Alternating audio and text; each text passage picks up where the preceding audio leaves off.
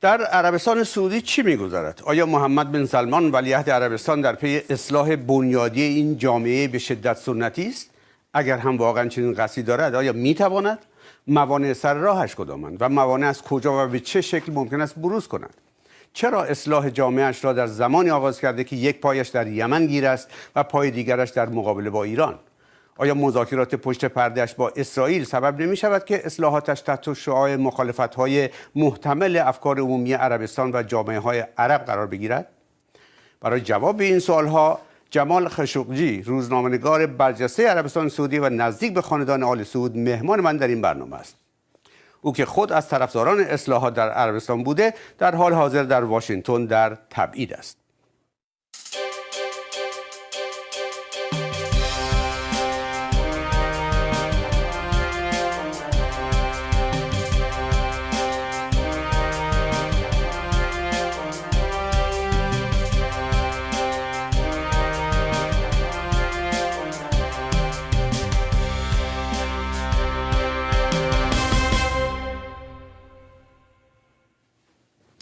Mr. Jamal Khashoggi, welcome to the program. Thank you for inviting me. Thank you. You have always supported reform in Saudi Arabia, and for that matter, you have been exiled. And yet, you're not happy with the way that the Mohammed bin Salman is carrying out his reform. Why?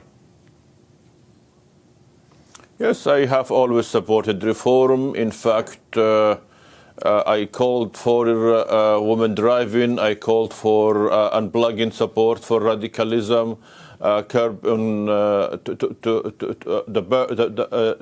to fight corruption. I even lost my jobs as an editor of a newspaper twice because of that. And Mohammed bin Salman is doing exactly those things which we truly need in Saudi Arabia. But on the same time, he's arresting intellectuals, arresting independent people who call for fighting corruption, and that's what made me choose to exile myself here in Washington.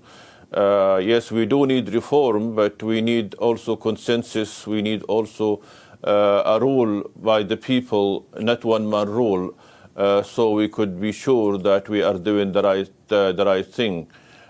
Basically, Mohammed bin Salman is doing the right things in Saudi Arabia the wrong way. So if at the end of the day what he's doing is end up doing the reform, as you said, the kind of reform that you and people like yourself and perhaps the majority of the younger generation in Saudi Arabia want, doesn't matter if you get the result, but doesn't matter how he's going about it? What is the result? The result should be the prosperity of Saudi Arabia, providing jobs for millions of Saudis. If he succeeds in doing that, I will be stand corrected and I will admit faults. And I will say I underestimated his power to drive Saudi Arabia into the future. But how can we succeed with a strong element of the Saudi society intimidated, arrested, and the plan is not being discussed? There is no discourse in Saudi Arabia, nor about the fight against corruption, nor about the fight against radicalism. We just receive instructions from the leadership, and we just have to follow it. This will not work. Some believe, Mr. Khashoggi, that in a non-democratic societies, a society which is basically the religious bigotry is rampant, perhaps the only way to carry out reform is with this kind of methods, which is non-democratic, autocratic even. But at the end of the day, the reform might be possible. You cannot, in a society which is not democratic, go about and asking people, how do you want to carry out your reform? That's, some people are that kind of opinion. Why do you think they're wrong? Yes, Saudi Arabia was never seen as a democratic society, but on the same time, they were not an environment of intimidation and arresting of people for no good reason. This is what is new. This is what made many people suspicious of the reform plan and worry. Again, I wish Mohammed bin Salman all the success he needs, because his success is the success for my country and the success for my children and my grandchildren. But how can he achieve that success without involving more people around him? We should always remember that one-man rule have failed in a number of countries. I don't have to mention them, but it had been proven throughout the history. And I don't want the same result happen in Saudi Arabia, the same consequences happen in Saudi Arabia. It had been proven. One-man rule always fails. You said that people become suspicious, and like yourself. So when you say that, does that mean that he is not genuinely after reform? He had other thing in mind? I don't know. He could be genuinely for reform, because they will. Let's talk about corruption, for example. There is no way his ambitious plan 2030 to succeed without purge on corruption. Corruption is killing Saudi Arabia. It is depleting the Saudi wealth, corrupting the people, not only the merchants and the royals. Even the people will get corrupted if you allow corruption to spread. And there is no way any economic transformation to succeed without fighting corruption. He promising us to fight corruption, and honestly, he is doing that right now. He is going after royals, after merchants, but again, it's not transparent. We would like to know more information.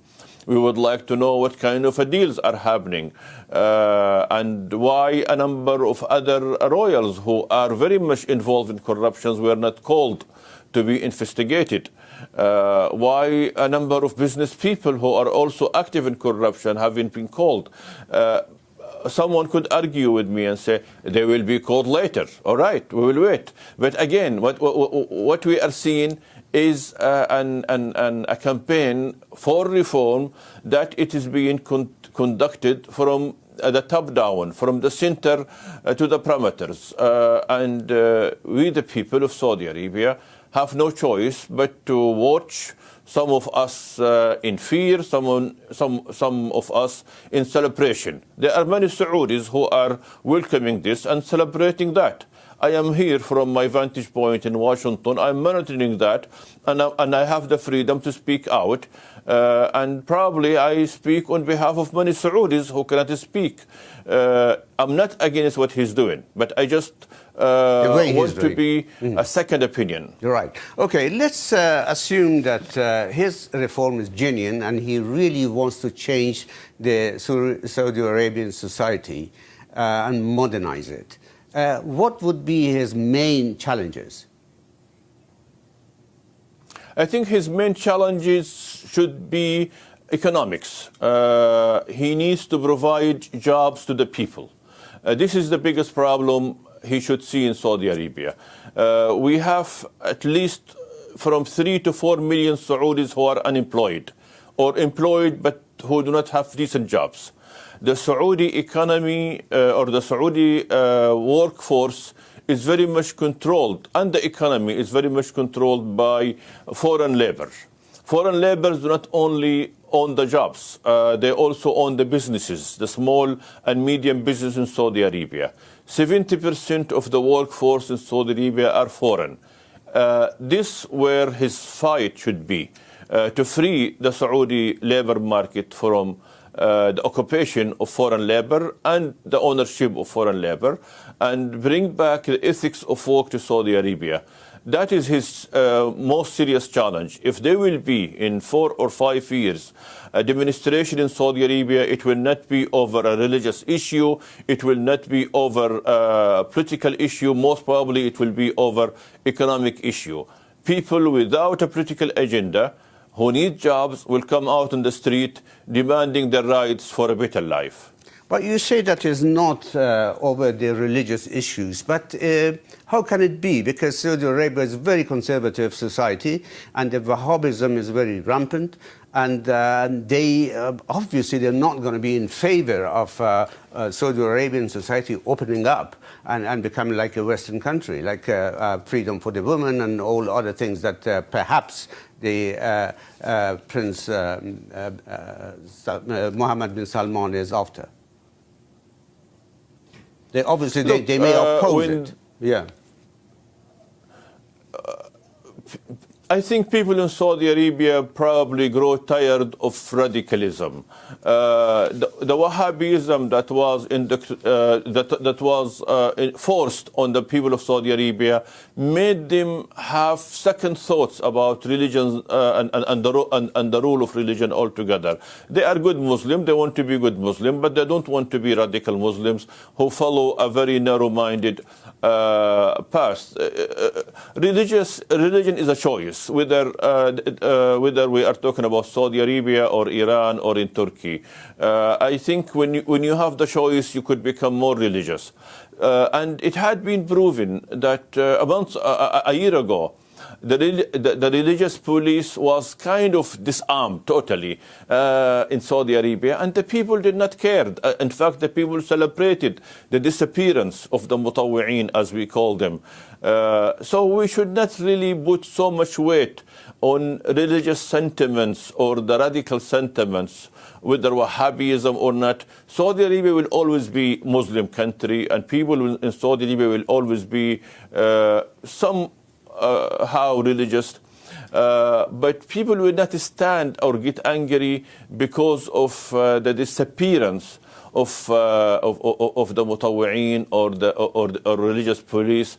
They want to enjoy life, and they want to have more money in their pockets. That's what the matter, and this is the true challenge that's going to face Mohammed bin Salman, is to make his people happy. So you don't anticipate some sort of opposition from the religious sector in Arabian sector, any serious one at least? No, not at all. Okay. Actually, when we talk about radicalism in Saudi Arabia, radicalism was allowed and tolerated and plugged in by the government. And when Mohammed bin Salman unplugged the government support to Wahhabism and radicalism, it all fell apart. It is not a popular movement. It is not like a political Islam popular movement who grew from the people.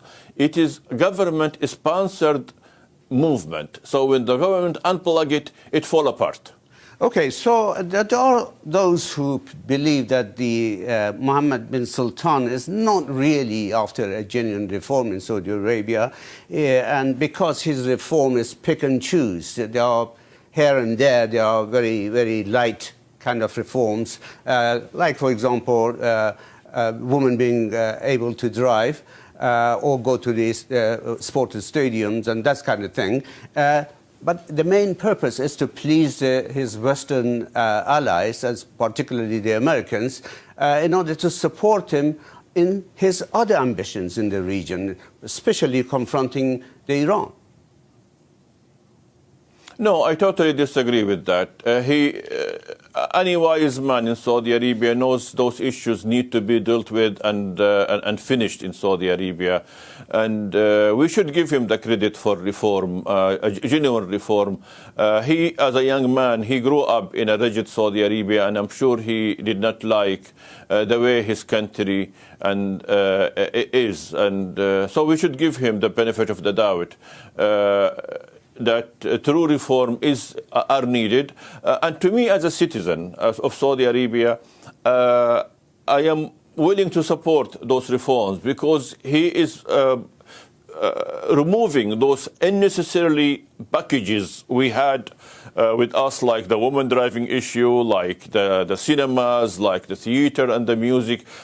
They are being dealt with and finished and removed out of the way, so we can address serious true issues like employment, like people participation, democracy, better judiciary, better life altogether. So as a citizen, I want to give him the benefit of the doubt and support his reform because he's serving me and serving my attention as a reformer Saudi by removing those unnecessarily unnecessarily issues such as women driving. For example, now you are not going to ask me about women driving because we have dealt with it. It is behind us now. And maybe if you interview Mohammed bin Salman, you will ask him about democracy, not about women driving. Mm-hmm. Right, okay. So, I mean, he is going through this reform at a time when he is heavily involved in Yemen. As you know, the Mohammed bin Salman and Saudi Arabia generally is blamed for worldwide, blamed for heavy casualties in Yemen, many of them civilians, by bombings at the Yemeni cities. And many believe that the Yemen has become a quagmire for the Saudi Arabia, and it looks like an unwinnable war that he's engaged. At that time, when he is heavily engaged there, on the other hand, he is engaged with confronting Iran in the region as well. So do you think it's a right time to go through reform as well, while he is involved with all these events? I think, yes, it is the right time. He should go to reform, and he should spend more time in Saudi Arabia. But at the same time, we, the Saudi people, we held him responsible and our government responsible to protect us from Iranian expansionism. Iranian expansionism is a true threat to Saudi Arabia, whether to Saudi Arabia as a state or to us as a people. We are unhappy to see Iranians changing demography, changing history in the north of Saudi Arabia and sending thousands of militias to fight our brothers in Syria and change the status quo in Yemen. This is something to worry about. And we also, the Saudis, need to be honest and frank with Mohammed bin Salman and tell him that his mistakes are what allowing the Iranians to continue in their expansionism. And he needs to develop better strategy to counter Iran. He needs to create a better plan by consolidating the Sunni of the Muslim world around him, not to alienate the Sunnis around him.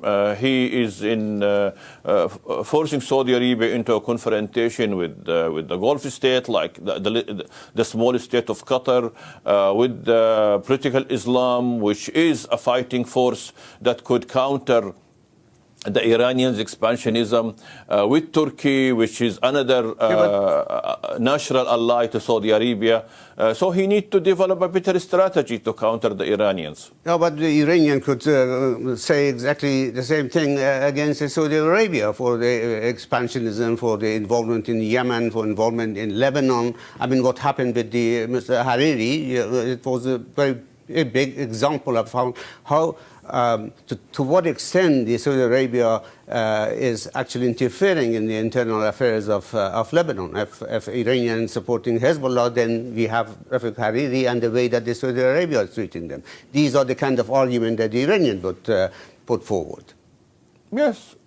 I know the Iranians put this argument, but we should remember that when we are talking about Lebanon and Syria and Yemen, they're all part of the Saudi Arabian horizons, or what is the term in English to describe? It is the national interest of Saudi Arabia to be there since the 60s. It is the Iranians who are the new the new force who came in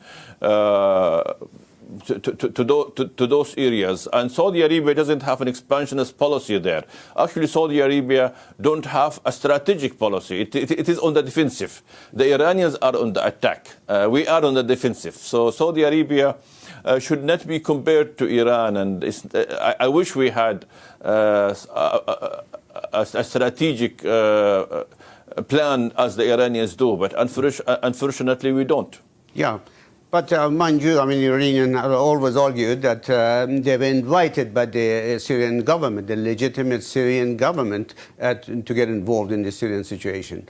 But with Saudi Arabia... I know it, but it is, I know, but Yeah. it's a dictatorship. It is a dictatorship. It is a shame for the Iranians to support But the a Saudi dictator Arabian who's is killing his dictatorship people. as well. You see, that's the thing. They're all a bunch of dictatorships basically fighting each other. Yeah. But what that got to do with the Syrian dictatorship? There is no revolution in Saudi Arabia. Yeah. And there are no Iranians fighting in Saudi Arabia. But the Iranians are fighting in Syria in support of a dictatorship. Mm-hmm. Well, recently, when there was a missile was fired towards Saudi Arabia from Yemen, the Saudi officials basically declared that this is a war against Saudi Arabia by Iran. So with this kind of talking and the tension that exists, do you envisage that there's going to be a war between Iran and Saudi Arabia? I don't think so, because both countries knows the heavy cost of such a war. I don't think there will be a war between both countries, but this confrontation, they will continue. Saudi Arabia is quite confused in Syria. It is beginning to read the Yemeni situation better. I think the best way for Saudi Arabia in Yemen is to push for some form of reconciliation that will involve all Yemenis on a power-sharing formula that include the Houthi, the Islah, and everybody else. One of the reasons why the war was prolonged in Yemen because Saudi Arabia had a very difficult condition to succeed, that the defeat of the Houthi should not benefit the Islah, which the Muslim Brotherhood of Yemen. And it looked like Mohammed bin Salman began to reconsider this policy. He met a few days ago with the leader of Al-Islah, and I hope that will be a beginning of some new strategy that will lead to a power-sharing formula in Yemen that could bring peace. And here where probably the Iranians can start negotiating even behind closed doors or through European friends to come up with a formula that will end the misery of the Yemenis altogether. But the Iranians, as you know, many times they mentioned that they are willing to talk to Saudi Arabia and improve their relations.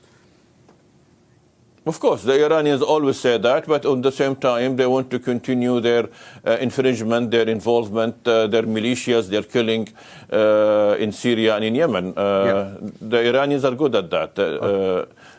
Let's talk and let me do what I want to do around you. All right. Okay, let's turn to Israel. I mean, recently the Israeli energy minister revealed that the Saudi Arabia and Israel have been talking to each other. It looks like they have, behind the scene, they have a very good relations. And they've been talking about Iran as well most of the time. This is now in the open. And do you think this is going to go down with the Arab opinion, the public opinion, well, to Saudi Arabia to align himself with Israel and against another Muslim country? Not at all. It will hurt Saudi Arabia if Saudi Arabia indulge in such a thing. But Saudi Arabia have denied all allegation that it is talking to the Israelis, and I want to stick to this denial. It is not right for Saudi Arabia to do so. It is the land of the two holy mosques, the land of the Haramain, and the Muslim world look to it as an example, a state that will never reconcile with the Israeli occupation, and we the Saudis must maintain that.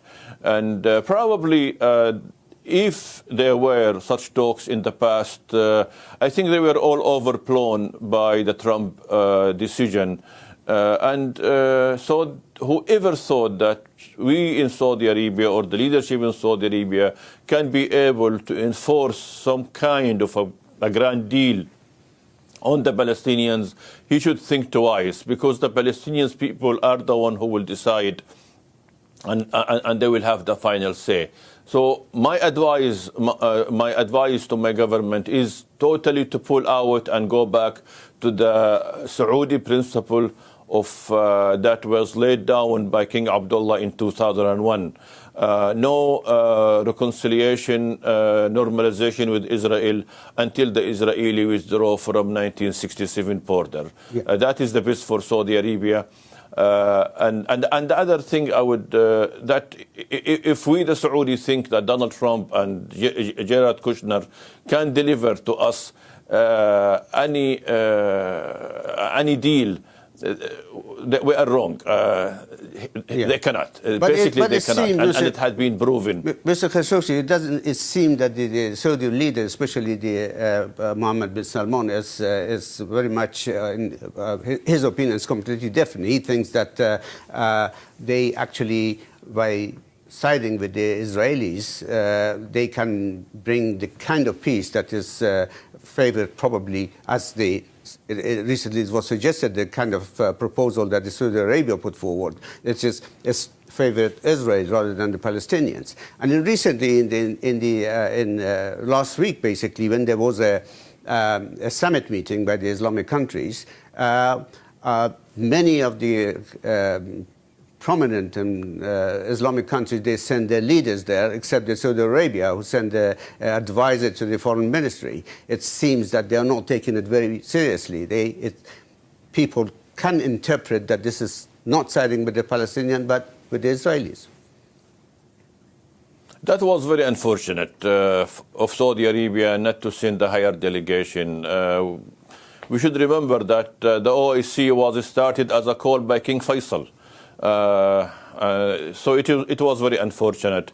But we should not see it as it is a snub to the Palestinians and more toward the Israelis. No, maybe it was a snub toward Turkey. You see, the Saudi foreign policy is quite confused. It has this apprehension, doubts about political Islam, about Turkey, who are its natural allies. And it is very much doubtful and trustful of them, and it needs to reconsider that position. But I'm sure Saudi Arabia will know, or the leadership will know, that they cannot dictate to the Palestinian people any future deal. The one who will decide the future of Palestine are the Palestinians under occupation, not the Saudis, not the Iranians, not anyone else. Thank you very much, Mr. Jamal Khashoggi. Thank you for talking to us. Thank you.